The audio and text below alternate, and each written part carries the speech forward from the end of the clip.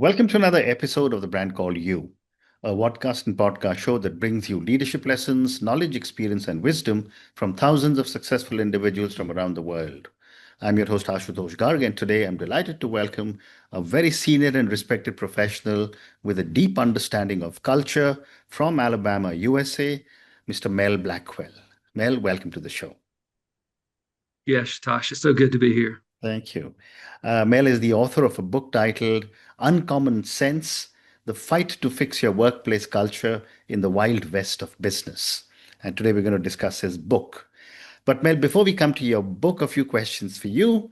You began your career in a smoke-filled trailer park collection office and eventually held the VP level C-suite roles.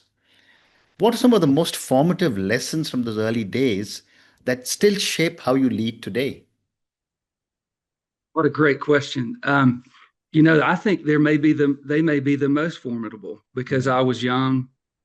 Um, so I mentioned in the book something that I came upon that a lot of the things in the book are, I call it uncommon sense because it's Mhm. common sense that's become uncommon. But when you're young or starting out in something you're not an expert in, you revert back to instincts. Mm. And so one of the first instincts I had that stuck with me throughout my career was what I called a mentor and a model, meaning I did not know how to do collections. I was only 18 years old, right out of high school. And it's amazing they even gave me the job. But unlike a lot of the senior people in that collections room that had determined they could just do it differently than the company recommended, I Mm. just went in and did what they said, right?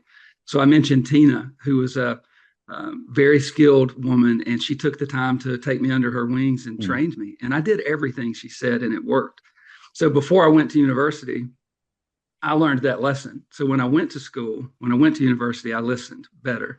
I also had worked 70, 80 hours a week before I went to college. So when I got Mhm. to college, I was kind of like, this is easy. Like Mm. I Yeah. only went to class on 3 days a week, So like, what do I do with all this time? And so I boogied right on through school. And another lesson I learned was I watched a man by the name of Art Williams, Mhm. and Art led a satellite television. This would have been back in the 1980s, right? So he was using satellite TV to communicate to thousands of Mm. leaders. And I saw how vision and I saw how culture could move the needle really fast. And Mm. it stuck with me. Yeah. And so as I grew older and became more seasoned as a leader, both of those became part of the fabric. And I'm loyal to those two things because I wouldn't be here without those people that Absolutely. invested in me. Absolutely. Very well said. Thank you. After leading startups, turnarounds, and billion-dollar companies, what do you now believe most leaders consistently get wrong about building great organizations? So I think it's culture. So nobody ever called me in a distressed situation. And so for your listeners and viewers, I was engaged for distress situations. And by distress, I mean people were not getting the results they wanted, or they were too hard. They were Mm. burning out. They were struggling. They couldn't grow the core. So what I think they miss is that the most of the issues they have are culture related, right? Mhm. It may be the culture may be really good at the top because we all spend time with each other at the top. But as that goes down into the organization, sometimes it fractures, or you get Mm. rogue departments or leaders that just kind of hijack your what you're trying to do, and you Mm. don't see it, right? Mm. And so I believe that the simple answer to that question is most of the diagnoses that I did and most of the remedies that I did were foreign to, I'm talking about super intelligent people, probably more capable at what they do than me because these guys are running very subject matter specific Mm. industry stuff. And I Mm. come in a generalist Yeah. and they've tried everything and they say, do you think you can help us? And I'm like, yeah, but you probably aren't going to recognize what I do. We Mm. get results really fast because culture lifts all boats. And so the problem with anything is sustaining it, right? And so I think they don't understand the impact of culture and sometimes the levers they could pull. But last part of this is it does require change in every person, right? So a Right. lot of times the people at the top, they want you to fix everybody else, but Mm. they don't want to look in the mirror. Mm. And Great so I bring response. the mirror. Yeah. I bring the Absolutely. mirror. You bring the mirror, absolutely. Let's now come to your book, Mel, Uncommon Sense, The Fight to Fix Your Workplace Culture in the Wild West of Business. And my first question is, why do you describe business as the Wild West? And what makes modern workplaces feel like a shootout instead of a system? Oh, wow. So if you're me, you know it's the Wild West because I go into businesses a lot of times when I walk through the door, I care more about the the people in that culture and what it is they've been subjected to than the owners or the leaders Hmm. of the business. And Hmm. it's not a judgment; it's a perspective, right? I mean, I'm a unique bird, so I'm reminded of the Pale Rider, the movie The Pale Rider with Clint Eastwood, right? And he comes into town, and why should he care more? You know, why should he have to fix a town that he just wanted to come through and have a drink in the saloon and a hotel and Hmm. leave? And sometimes I feel like that, and so but I love it. You know, I'm Brer Rabbit in the briar patch. I'm not complaining. So I feel like most people would agree with the analogies in the book. They're funny, they're kind of shocking, and that's on purpose. And so I think that it's because of the culture. It's because we allow too much infighting and resistance inside the walls of our Hmm. company, Hmm. of our business, where we need to be united and joined and focused Hmm. on the threats outside the walls. Hmm. People get that. So so sometimes the people in the most powerful positions are insulated from their own issues. And so I call it the slope of the business treadmill, Hmm. right? Hmm. And so these things that folks call Melisms only exist so I could survive in the Wild West turnarounds, so Very that I could interesting. communicate real quickly to say, who will help me quickly change this culture and get those people on what I call our side of the rope. And Hmm. so the Wild West of business, I believe, all over the world, is it's just the struggle. It's the struggle and difference Yeah. in how I perceive things. If I'm at the bottom, yeah, there's a struggle. Hmm. Ask anybody that's not running the business if there's a Absolutely. struggle. And Middle for management, yeah, there's a struggle. I'm between the bottom and the top. At the top, there's a struggle because they don't understand why everybody doesn't do what they say. yeah. And so you get in this Wild West situation and you have to address the struggle and you have Hmm. to get everybody on the same side of the road. And Hmm. for me, that's dangerous Yeah. because it a lot of folks, somebody's not going to like that. Correct. Somebody's not going to like the Yeah. change that's coming Correct. and they'll attack me. Correct. Great response. And I just love the parallels that you've drawn. Thank you. You also say that many companies look polished on the outside, but are shut up saloons on the inside.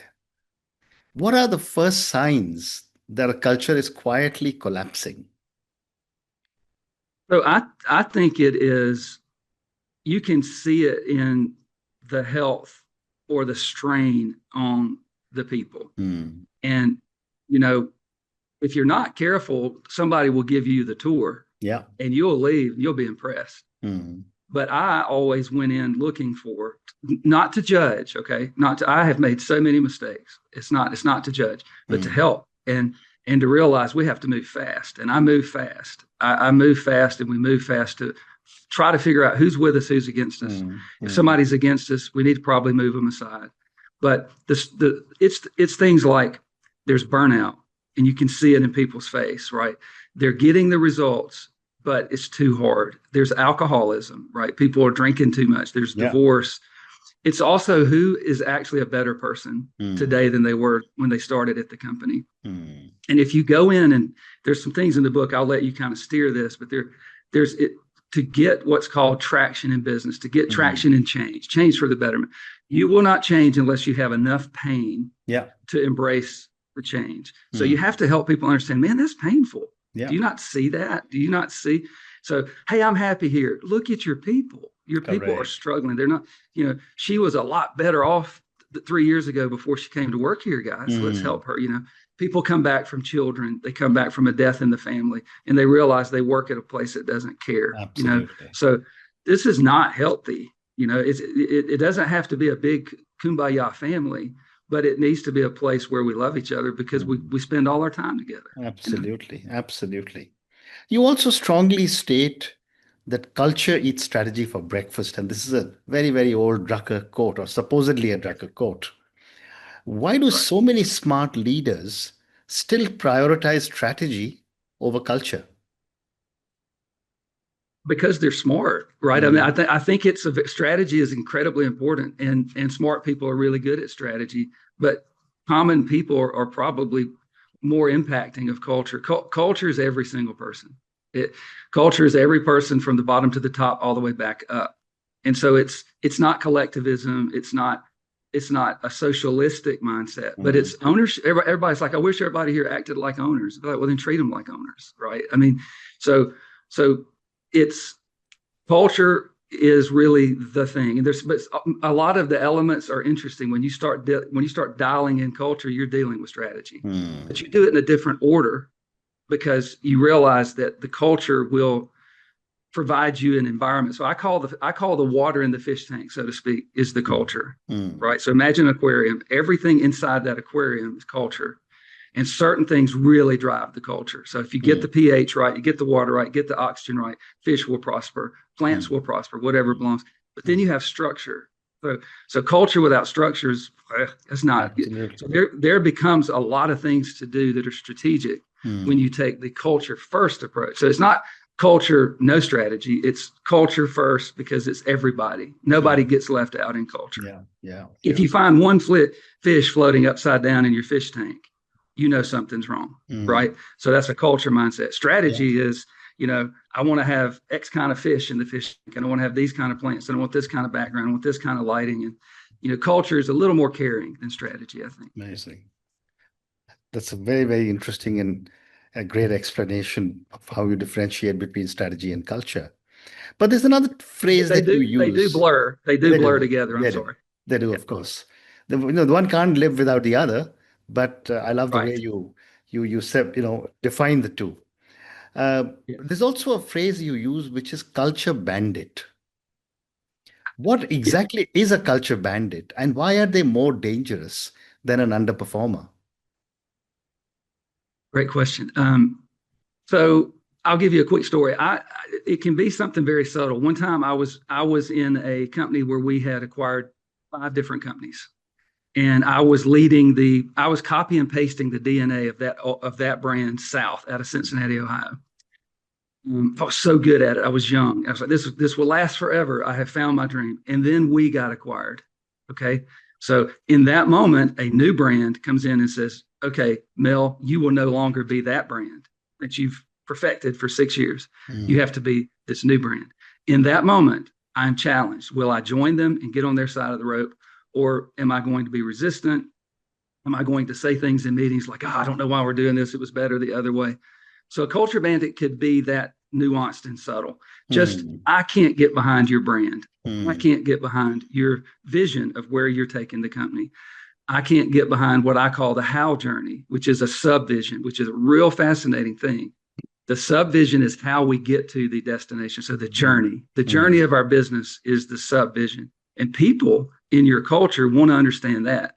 They say, "Hey, Mel, I know you're taking us to Mars, but and we really want to go to Mars. But guess what, Mel? Can you get us there? How are you going to do it? People want to know how you're going to do it." And so I call that the subvision. mm. So the answer to the question is a culture bandit is somebody that decides that they don't agree with your brand for some reason. You're making changes, they don't agree with it, or you've bought them and they don't agree with it, or they've never agreed with it, they've just gotten away with it. They don't agree with the vision of where you're going. They're like, I just don't think this is the way great Yeah. granddaddy would have done this. Or they agree with all of that, but they will not agree with how you're going to do it. And so Mm, those are the things you look for is anybody on the other side of the rope. And sometimes you can talk them over. It's a bridge. But if you spend all your time trying to talk people inside the gate to get behind you, you'll get overtaken by what's coming outside the gate. So if you are a very healthy company, you probably have time to deal with that. But if you're in a distressed turnaround, or if you're in a situation where you've realized I've got to make some changes or we're going to be in peril, one of the first places you start is you make the town safe. You look for who's against us, and you kindly ask them to move on. And mm, you try to rally a group of people. So I call them culture bandits, cobras. I do it on purpose. It rattles people. When I speak, it divides the room. I mean, that if there's 200 people, 300 people, 1,000 people in the room, it'll be about 50-50. Half the Mm. room laughs, the other half goes, no, because it seems mean that I would Mm. call somebody a culture bandit or a Yeah, bandit. You know, it's all I'm trying to do though is say to people, hey, this is serious stuff. We all have to be on the same side of the road. We all have to agree with where we're going. And here's why. When you get those people out of the business, you have time to take care of the good people. There's so much in my book, Uncommon Sense, that is taking care of people and absolutely. loving people, but you don't go up to somebody who's against you and use the same types of love and care that you do Absolutely. to somebody who's with you. Absolutely. Common sense is not so common in most organizations, but No, you it's know, not. But you know I who it is common with is the people. yes, Everybody in thousands and thousands and tens of thousands of people that have worked for me, absolutely. they get it. They just Absolutely. wish their bosses did. You also use a very another provocative phrase, which is worshipping problems. What does this look like in a real company? Give me an example. Wow, it is everywhere. And so I'll give you an example of how it can be real tough. I was brought in to work with an environmental testing company, very successful, but they were having issues. They were older in terms of their equipment in their lab. It's a very capital intensive thing to build. This Hmm. is antimicrobial labs. This is environmental testing labs. And I go into these laboratories. These are PhD level, okay, super, super smart. They're all talking about chemistry, Hmm. and nobody talked about solutions. It was, Hmm. oh, the mighty problem. It is so much more prevalent than you think because people don't understand how to solve problems, who should solve them. They see kind of that their job is to bring them up and push them up and go, hey, we found a problem. And that's not a very that'll choke the company, right? You can survive doing that, but you won't thrive, or you'll just burn out, right? And so it's that's what it is. So here's tell you what I did. This is fascinating. I was literally overwhelmed. I realized I was pretty young then, and I'm like, I don't know how to help these people. I don't even understand their problems. Hmm. I can't even figure out what they're talking about. So in the middle of the night in the hotel room, I woke up and I said, oh, I know what I'm going to do. I'm going to make a rule that you can't bring up a problem without attaching a solution to it.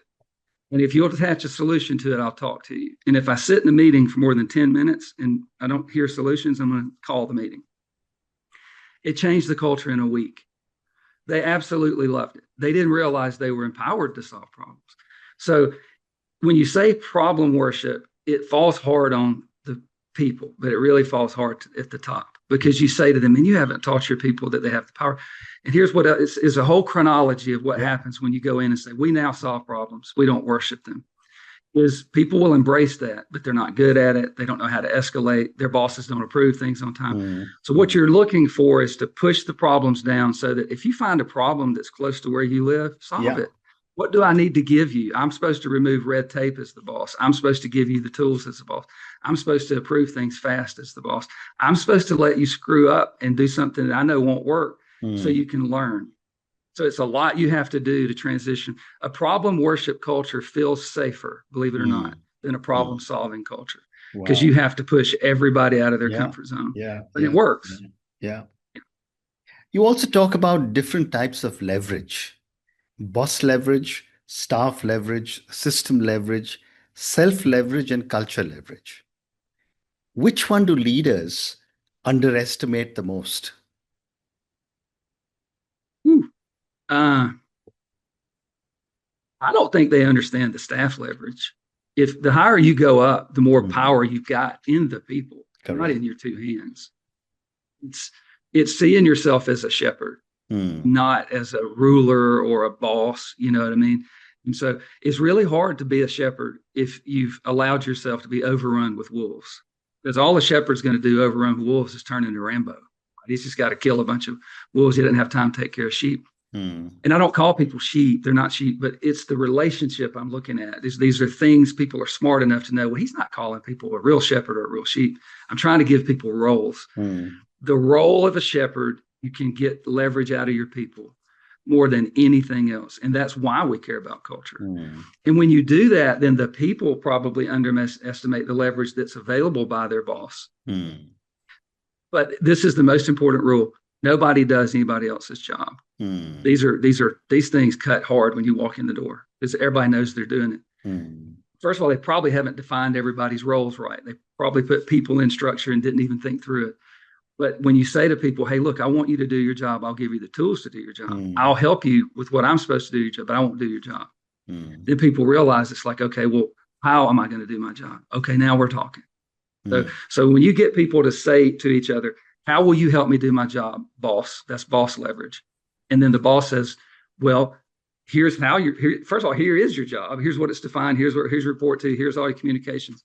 But secondly, now I'm asking you, how can I help you do your job? Mm. Now we're helping each other do our jobs. Mm. That leverage gets really interesting. It just bounces back and forth. And I love this stuff because it works Yeah. and it works fast. The Yeah. problem is sustaining it. Mm. It's tough to sustain anything. So Mm. you get a quick bounce and then you say, okay, this won't be easy. We have to work. Very interesting. I have time for one more question, Mel. You talk of the hedgehog effect, which is to focus on one thing and do it relentlessly well. How does distraction quietly destroy companies? Yes. Well, I think it's probably worse now. I mean, people are we're a distracted species, right? Mm. And if you ever had something you wanted to do that you didn't want to do, and so you're outside doing yard work just because you don't want to do this thing, or you find yourself dusting the house because you just don't want to do this Mm. thing. Mm. It's in our nature to get distracted, particularly when we feel threatened or we just dread something, or we know something's hard, or we don't feel like we have the tools to do it, or we don't want to fail. And so I think you have to understand the psychology of why Mm. people will get themselves distracted. It's like Mm. squirrel. And so the hedgehog effect just helps people understand that it's okay to focus. Mm. It's okay to not get distracted and to help them understand why. It's like the Mm. Simon Sinek stuff is really smart. If you help people understand why, then a lot of times they're like, okay, sure. If you just tell them to do it, that's Yeah. not always the best thing. So why would we stay focused? Well, because if we get really good at what our one thing that we do the best, Mm. we will be more successful. And the hard part though is if Mm. you're the janitor in the Mm. business, how's that one thing got anything to do with you? Mm. You have to get in everybody's level of what you're asking them to do. Yeah. There's people working for you that you don't respect, can teach you more. They're so wise and they're so smart. They just took a job in your business that's not as powerful as yours. So when you share these things with everybody, that's why I call it the how journey. The Mm. hedgehog is part of the subvision so that people understand why we focus, why Mm. we care so much about blank. And they go, okay, get it. And then you can start to build on that. Very interesting. Well, I'll ask you one more question, right at the Sure. end. If a leader is viewing and listening to our conversation today and they realize their culture is fractured, where should they practically start tomorrow morning? So I think they really should look at the town to see is it safe. Do we get outside of the perspective we have, the Mm. biases we have? Sometimes the people that are disruptive in your business are really good for you as the leader, Mm. right? I love this person. They give me results. They do what I say. When you leave the room, though, that person is toxic to other people. So if there's any toxicity in leadership, any where you go to the people and go, they don't, when you don't listen to them, they quit talking to you. So you have to step back and say, I probably have some culture bandits, some toxicity in my town. I want to get that out of my business. Mm. Sometimes they need help. Sometimes they just can't see it, right?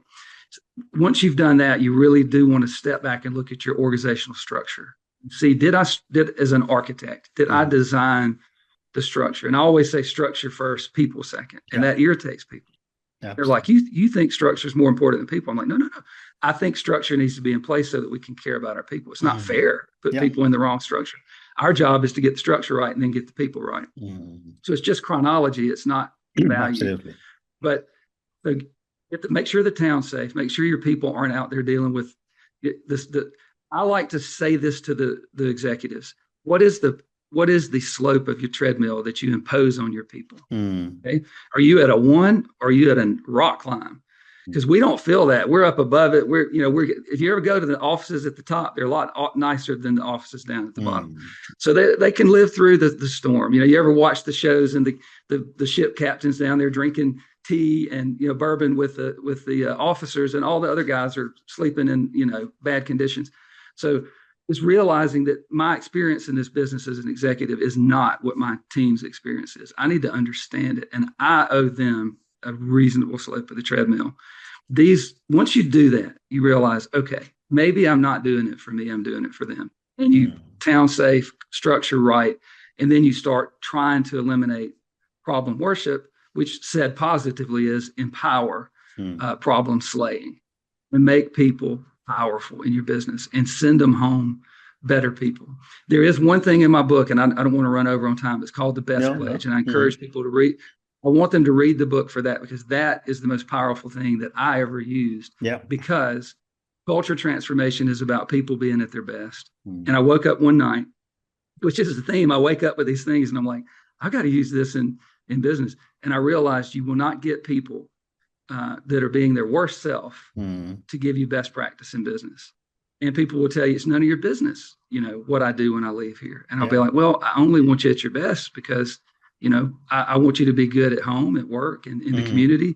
And then I want you to be good at here. Let's do our best work together. The best pledge, as I honed it over about 20, 25 years, is extraordinary in the culture. And the business leader, to answer that, I'm adding that to the question, is once you do all these things that make the business run better, what are you going to do to send people home a better person and get them to be more successful in life? That's what we should be doing. Well said. And on that note, Mel, I just want to say what a fascinating conversation this has been about culture, strategy. We all know culture is critical, culture exists, and yet most people don't seem to understand what culture is all about. You explained this to us very well today. You also explained how important structure is for culture really to succeed, and how strategy is there as a part of the organization, and they all must coexist together. Thank you for speaking to me, and good luck to you. Thank you, Ashutosh. Thank you for listening to the Brand Called You videocast and podcast, a platform that brings you knowledge, experience, and wisdom of hundreds of successful individuals from around the world. Do visit our website www.tbcy.in to watch and listen to the stories of many more individuals. You can also follow us on YouTube, Facebook, Instagram, and Twitter. Just search for The Brand Called You.